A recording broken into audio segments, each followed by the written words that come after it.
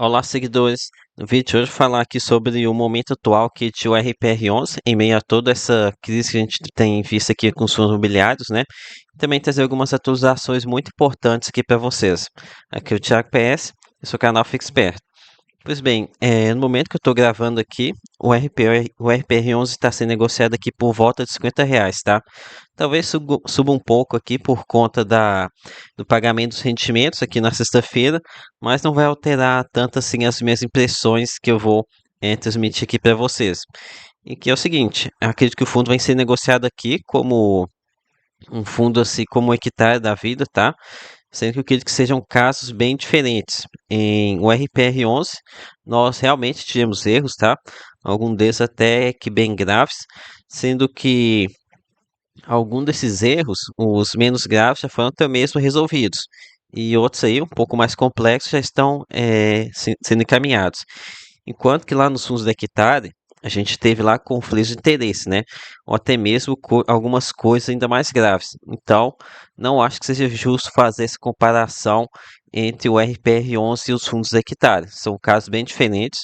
Aqui no Urcão, né? Ou Urquinho, como você preferir, até o momento a gente não tem nenhum caso aqui de conflito de interesse envolvendo a gestora e as operações. E outro ponto que precisa ficar bem claro aqui também é que o RPR11 segue o regime caixa de distribuição. Portanto, o ofício da CVM, que saiu recentemente, não deve afetar o fundo, já que ele vai pegar mais os fundos imobiliários que seguem o lucro contábil. E lembrando que o fundo distribuir pelo regime caixa é algo excelente, tá? Pois essa aqui é uma forma de distribuição mais conservadora. Se o fundo ele seguisse o lucro contábil, ele poderia distribuir toda essa inflação aqui que está acumulada até o momento, de 1,62 por cota. Isso aqui é uma inflação a que ele já tem direito. É, no entanto, devido ao cronograma de amortização, ele ainda não teve direito. Até por isso que eu falo que essa combinação de fundo high yield com lucro contábil é algo muito arriscado, tá? Pois no contábil o gestor ele pode distribuir dinheiro que ele ainda nem sequer recebeu. Então, isso é uma coisa muito arriscada. Até por isso eu prefiro fundos assim high yield que tenham a distribuição pelo regime caixa. Aqui no caso a gente tem o exemplo, o RPR11, o fundo da Cartésia também é pelo regime caixa. Isso aqui reduz bastante o risco. E com relação aqui à alta da Selic e o receio aqui de que isso possa frear a economia, aqui sim pode afetar o RPR11 e bastante, já que muitas das operações aqui tem como devedor pessoas físicas de baixa renda, que loteamento residencial pulverizado. Só que eu acredito que esse risco aqui já esteja bem embutido no preço atual, tá? Não vai ser o primeiro momento de Selic alto que o fundo já enfrentou. Da última vez também teve isso aqui, acabou que apareceu alguns problemas aqui na carteira, mas que juntando não soma nem os 2% e pouco. Os maiores problemas que do fundo estão mais relacionados ao gestor ter se metido aqui em operações que precisava de muito caixa para concluir obras e a torneira aqui das emissões fechou, né? Não, os problemas maiores do fundo nem foi tanto assim por questão de risco de crédito. E um ponto importante também é que um novo relatório de risco de que o RPR11 deve sair aqui ainda em dezembro. Ao menos foi isso que falaram lá na live, né? O último foi ainda em maio. Eles falaram que iam fazer com eh, mais frequência, né? Mas já estamos aqui quase 8 meses depois, ainda nada. Mas vamos lá.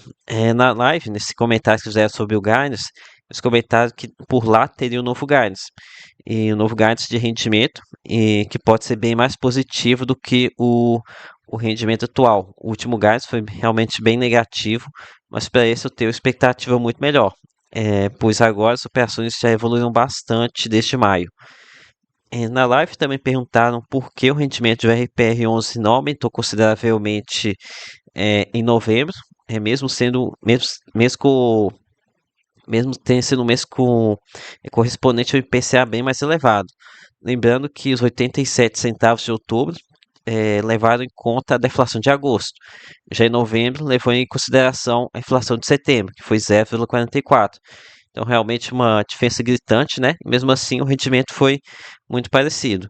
Daí eles responderam que isso aqui foi por 2 pontos, por conta da menor quantidade de dias úteis e também porque eles utilizaram mais recursos para dar andamento nas obras de Mariana Maria e Terras Altas. Isso aqui acho que acaba sendo bem chato, né? Quando uma obra termina, no caso aqui de Mar à Vista, eles dizem que vai sobrar mais dinheiro aqui para os cotistas em rendimento, aí eles dizem que vão aportar mais em outros projetos. E então, isso é importante ter isso aqui no relatório gerencial, saber quanto que falta de para concluir cada um desses projetos, né? Qual que é o andamento das obras. Daí um outro investidor, provavelmente depois desse ponto aqui, questionou eles quando que acaba esse redirecionamento para obras, né? E aqui o Leonardo respondeu que no primeiro trimestre de 2025 vai acabar essa questão das obras, com exceção lá da obra lá em Fortaleza do FIDIC Residência. E vamos ver se é isso daqui mesmo, tá? Já tem um ponto que acho que já meio que furou aqui, porque o projeto de Mar à Vista, ele tem mais de uma fase. Então, só aí já tem mais questão de obra, que pelo que eu vejo que já vão ter redirecionamento. Mas, enfim, aqui pro final desse vídeo eu vou trazer atualizações para vocês dessa questão do atualização dos empreendimentos. E mais um ponto, lembrando que nesse cenário de fim de redirecionamento para obras, se ele realmente for começar a valer, o rendimento pode vir aqui para a casa dos 1,20 por cota, até o cenário mais positivo até 1,30 por cota, tá? Ou então sendo bem conservador aqui para a casa de R$ 1 por cota, já que teria o mesmo rendimento sendo redirecionado para a obra. Isso aqui ainda é da última live que eles fizeram. Então tem muito recurso aqui que está sendo jogado para a obra, tá? E só um detalhe, aqui nessa última live eles não mostraram novamente esses gráficos aqui, esses gráficos super úteis. Infelizmente a Orca aqui continua, como eu já disse, parece que eles ficam se auto-sabotando aqui o RPR11, né? Um gráfico excelente como esse, super importante, eles não dão visibilidade nem no relatório gerencial e nem nas lives. Voltando aqui, essa questão aqui até que foi o motivo aqui da capa do vídeo, esses 2% ao mês. Se aqui já considerando R$ 1 por cota, a gente já teria um dividend yield de 2% ao mês. Então, realmente, um dividend yield muito forte, tá? Isso aqui considerando R$ 1 por cota. Agora, imagina se a gente está falando aqui de 1,10, 1,20, talvez até 1,30 no cenário mais positivo.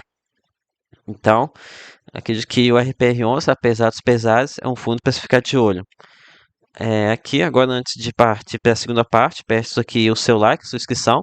Também compartilhe o vídeo com seus amigos que têm o RPR11. Ok? Agora, atualizando aqui as principais operações aqui do fundo. Sobre o projeto Maravista, tivemos aqui as seguintes atualizações.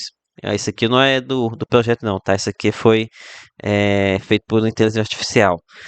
Aqui os gestores do RPR11, eles esperam a entrega do habite-se, ou seja, a permissão da prefeitura para morar, para ocupar o lugar, aqui ainda em 2025, pois já tem um tempo que eles entraram com o pedido, tá?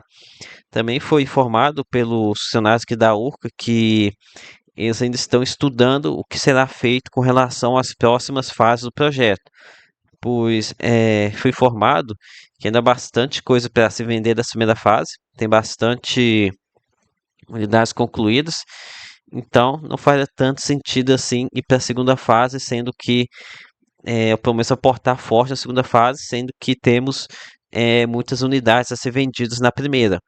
E isso aqui pode ter um lado positivo, né? Fala na verdade no negativo primeiro. O negativo é que comercialmente não está tão forte assim quanto a gente poderia imaginar, mas pelo lado positivo, isso aqui é bom para quem quer os rendimentos logo de uma vez que reduz o fluxo do lucro que vai para as obras e sobra mais aqui para distribuição de rendimento. Sendo que foi dito lá que em novembro ia cair cerca de 5 milhões de reais até que seria utilizado até novembro. Ou seja, 5 milhões de reais, isso aqui 42 centavos para ser dividido em 4 meses. Apesar de que em novembro a gente ainda não sentiu essa melhoria no rendimento aqui do RPR11, né? Além disso, os gestores demonstraram interesse aqui em tocar as demais fases do empreendimento, algo que eles já tinham feito já em outra oportunidade. Com relação aqui ao FIDIC Residência, aqui já é a imagem do projeto mesmo, tá? Da situação dele. Não sei se é atual não, mas é do projeto. E aqui os gestores eles informaram que o projeto lá no Sul segue recebendo novos aportes por parte lá do novo investidor. Lembrando que esse aqui já tem recurso para concluir as obras. No entanto, a previsão de conclusão aqui foi alterada para a metade de 2025. Já o empreendimento em Fortaleza, esse aqui o de Lagoinha, ali na região metropolitana de Fortaleza, ainda estão aqui tentando financiamento público, algo que não vai sair tão facilmente assim do papel, né? E sobre esse projeto aqui, apesar de eu estar bem enrolado aqui, precisar de muito recurso, acho que são 200 ou 300 milhões de reais. Comercialmente ele vai muito bem, tá? O turismo ali na região é muito forte. Na verdade, essa região do Nordeste realmente é, tem muito potencial assim para essa questão de turismo. Mas vamos ver se eles conseguem esse recurso. Vai ser fácil não. Já sobre a debênture prima, que fazia muito tempo que eles não atualizavam. Aqui eu acabei perdendo o horário da live. Ela aconteceu num dia que o mercado estava derretendo. Acabei fazendo um dos meus vídeos lá, comentando os fundos que caíram bastante. Aí acabei perdendo o horário e não consegui participar. Mas aí, por sorte, alguém comentou sobre esse debênture prima, que é o que eu queria perguntar para eles, esse aqui é o segundo ativo mais representativo aqui de o RPR11. E aí eles questionaram e parece que finalmente temos aqui uma destinação para esse ativo. Parece que, na verdade, está quase certo que algumas SPS vão ser cedidas pelo RPR11, ou seja, o fundo vai começar a ser parte de alguns empreendimentos de corporação da empresa. Algo que não vai gerar caixa aqui no curto prazo, né? Apenas anos depois, quando acontecer a conclusão e a venda das unidades. Só espero que eles não estejam entrando aqui em operações em que tem esse caixa para concluir os empreendimentos. Além disso, o RPR11 vai passar a ser sócio da holding principal, ou seja, eles vão passar a ser acionista do Grupo Prima, que é muito forte lá na Bahia. E então, de importante a gente teve isso aqui. Sigo aqui muito otimista com o RPR11. Só não aporto mais porque eu já montei, já estou com bastante o RPR11 na carteira, né? Mas depender da queda, talvez até aumente um pouco, mas não muito. De qualquer forma, galera, espero ter curtido. Deixe seu like. Lembre de se inscrever aqui no canal, compartilhar o vídeo. E reforço que nada que recomendação de compra ou de venda, ok? Até a próxima.